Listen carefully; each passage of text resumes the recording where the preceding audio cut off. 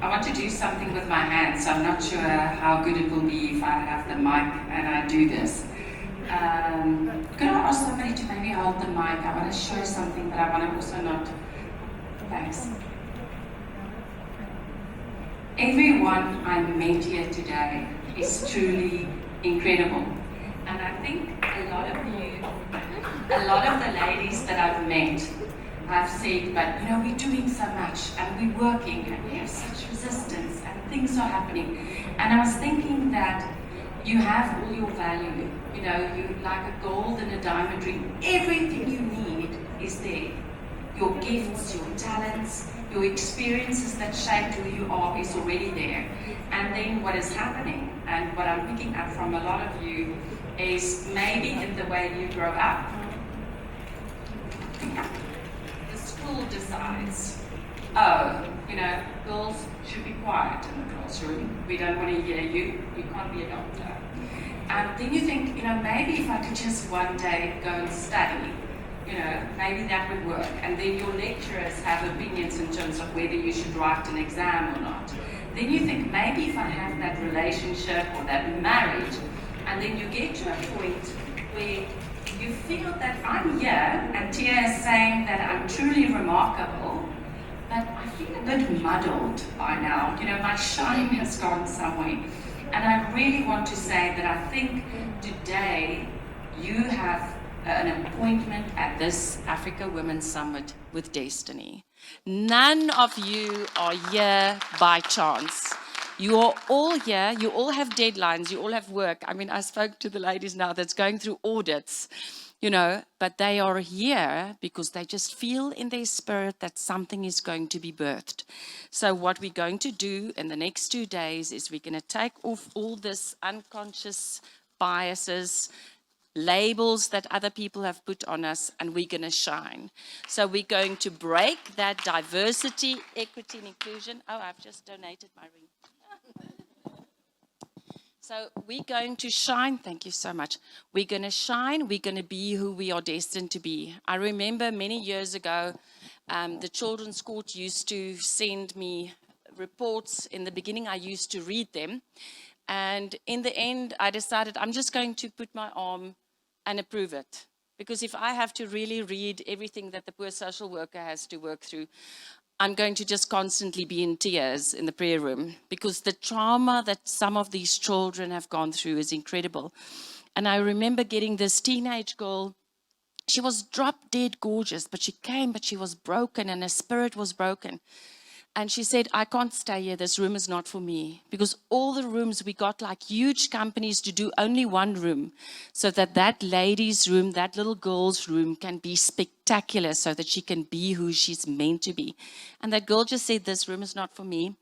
And those days you could still buy a lot with $100. And I said, well, it was 100 Rand in South African Rand. And I said, we're going to just buy sweets, which is a no-no, because the social worker is not going to approve. I don't care, I'm the boss, we're going to buy sweets. And as we walked, I let the $100 fall, the 100 Rand fall, and I stepped on it and purposefully got it dirty. When I picked it up, I purposefully let it tear. And then I said, okay, now we have to go back to the orphanage, because we can't buy anything with this. And she said, no, of course we can buy stuff. You know how important sweets are for children, especially if you've been impoverished. I mean, I know how bad seeds are. I know we should have bought fruit, but it's about the principle I wanted to teach. And we walked there, and I bought bags of stuff with that money. And we got back, even the last cent, I said, we'll take chappies or beaches or whatever. We'll walk back. And on the way back, I said, do you understand now that that money, although it was broken, although it was torn, although it was disgusting, the value never changed. The people around you want to put you down. The teacher wants to make you feel you're a 2 out of 10, you're going nowhere.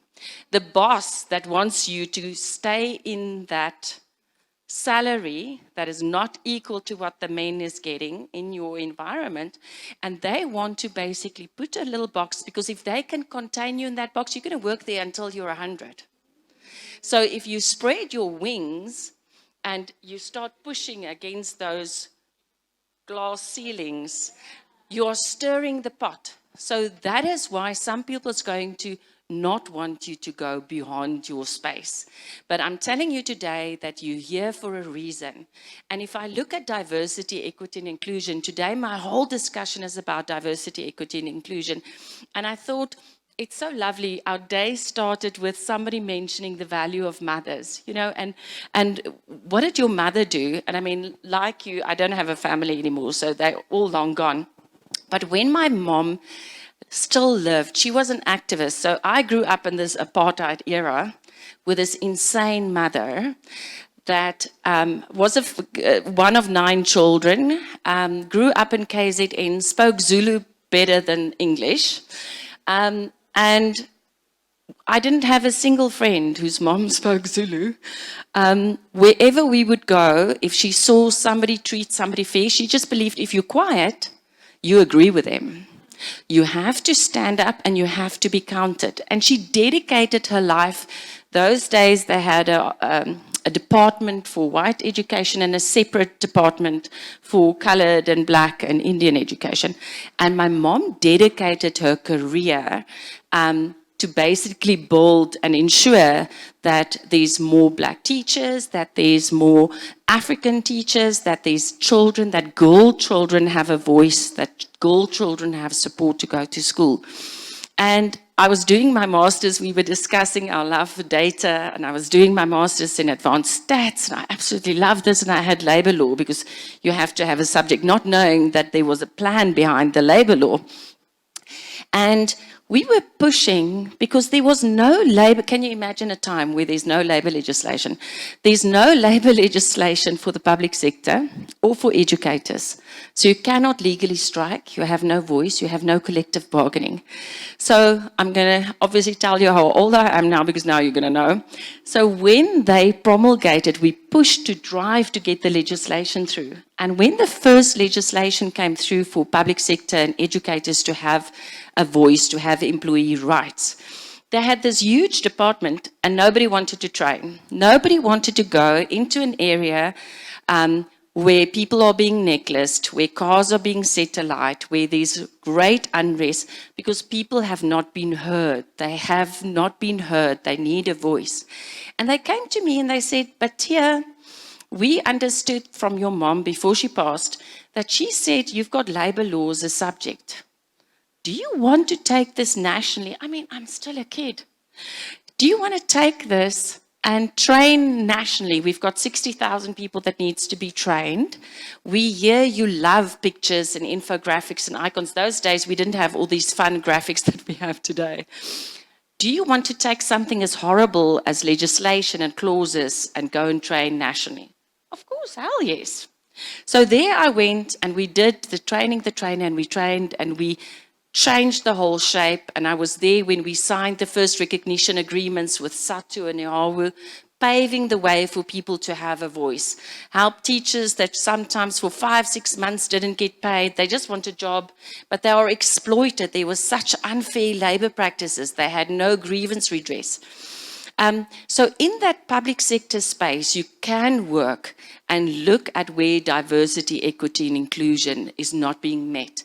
And you can drive the change through policy, through legislation, or you can actively make a difference in terms of pay gaps, etc., in terms of unfair labor practices, making sure that your team internally is cared for.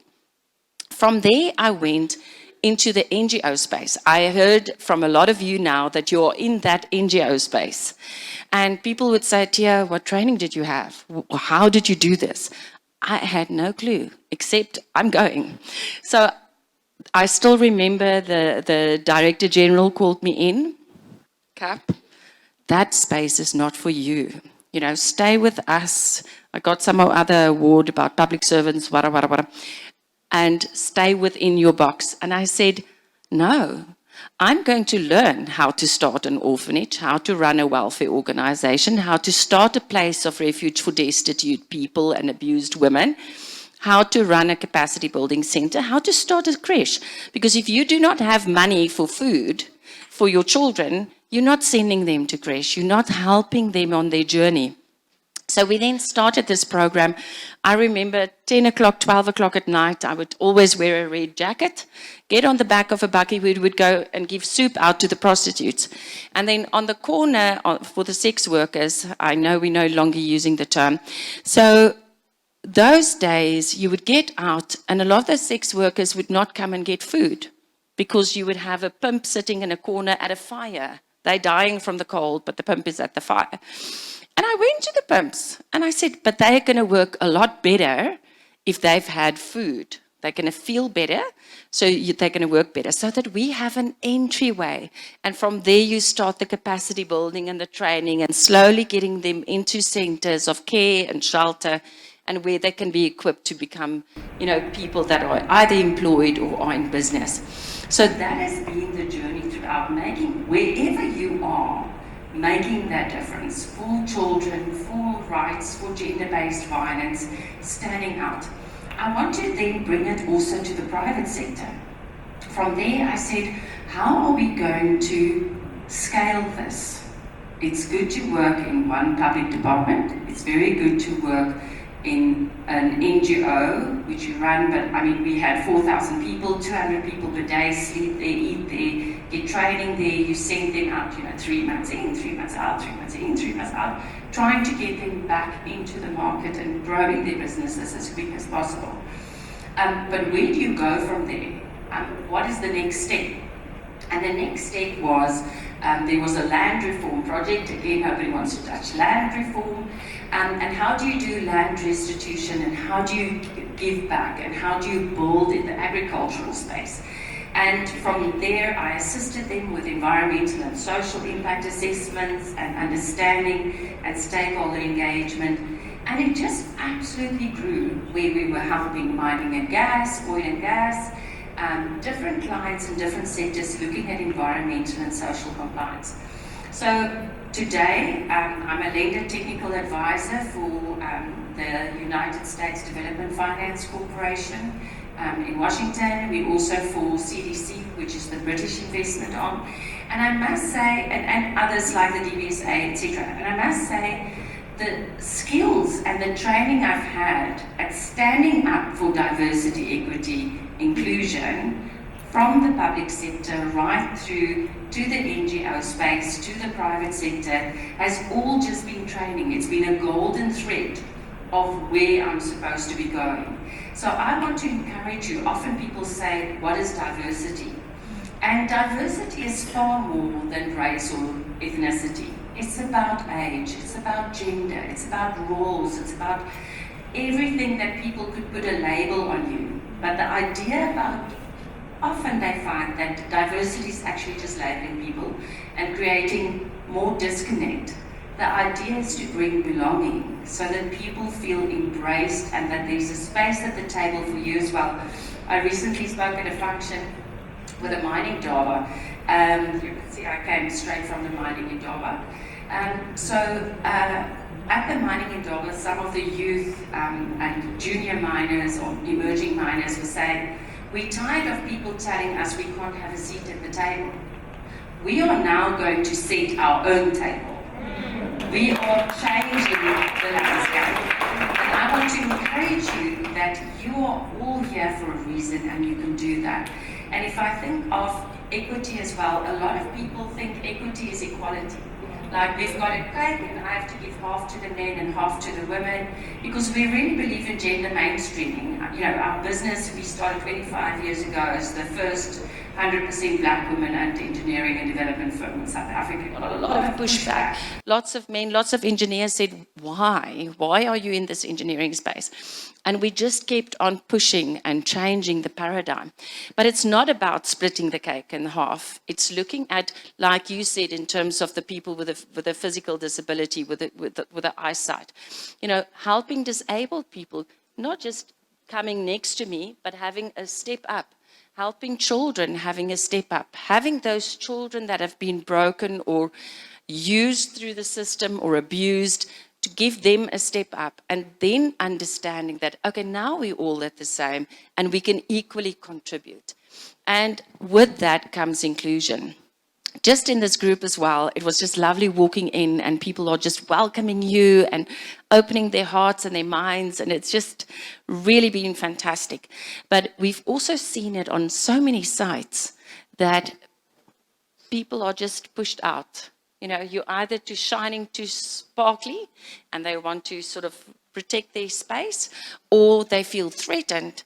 And I just want to encourage you to, I mean, if we can do one thing, you guys have to be like gold dust.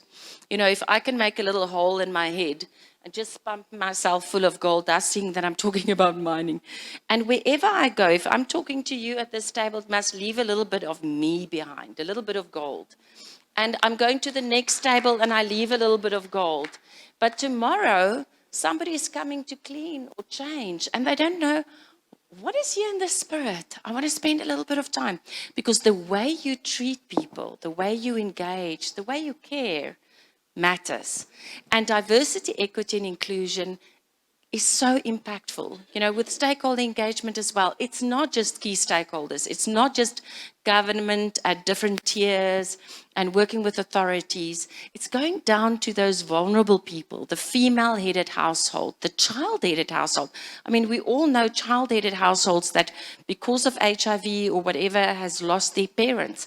So what is the process? How are we bringing them on board? The elderly, how are we bringing them in so that they sort of feel that, you know, it's not just an age gap and they no longer count because they are no longer youth, but how do we bring them in?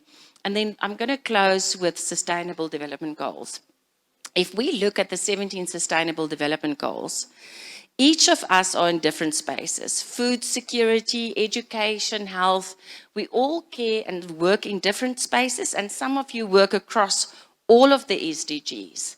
But if you think of yourself as having that gold dust and making a difference right where you are, investing 100% who you are, that next door will open because you will not be contained. That's all from me. Thank you.